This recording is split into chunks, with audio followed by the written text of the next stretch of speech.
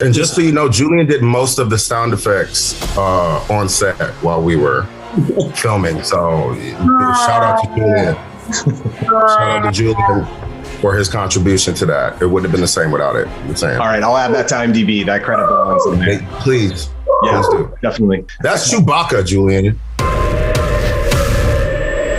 When you're on set and you're reacting to what later is going to be a giant lizard and a giant monkey wailing on each other, what are you seeing in your mind? And how does that compare with what director Adam Wingard puts on screen? In real time, we're looking at a tennis ball. We're looking at a big X. We're looking at a laser sometimes. Specifically, a laser was very much important on this film because there was so much movement. You know, we're watching a full-blown fight happen. So we'd have a guy that would stand there with a laser, I'm gonna use my lip gloss, and he would be like, boom, and Godzilla's over here.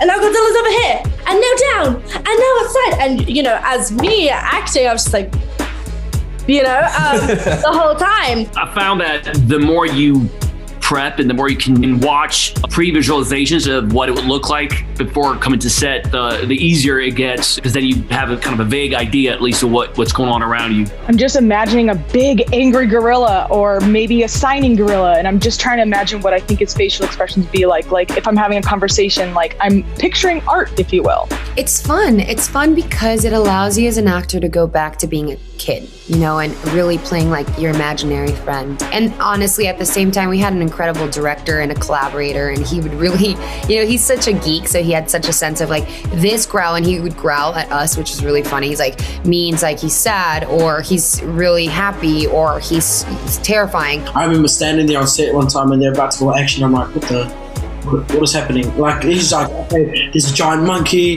he's fighting this giant lizard, the building's just collapsed, there's a giant hole in the wall, now look like this is boom, and I'm just like, I don't know what's happening. Like, I'm like, okay, I just gotta use the best of my imagination.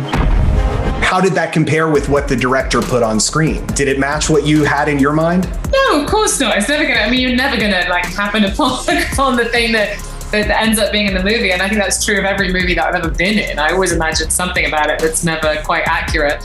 It surpassed my expectations, honestly. I mean, it was a really very touching. He's good, that King Kong. Somebody should give him more work. A lot of it was very similar to what, you know, we were planning on it being, and then sometimes you're shooting just a lot of stuff and a lot of different reactions with the actors as well, to give yourself some sort of leadway. And there's so many moving parts, and it's kind of like trying to hit a moving target a lot of the times, you know, so you kind of have to be ready for it to shift and those kind of things. And so sometimes you're taking reactions from actors from a different moment, you know, like they might be reacting to something totally different that we were telling them on set, and then you put it on, you know, screen, and then, you know, now they're reacting to this. And just very fascinating how all that kind of pans out and really works out without it, you know, you being able to tell. Nobody gonna stop me. Here we go.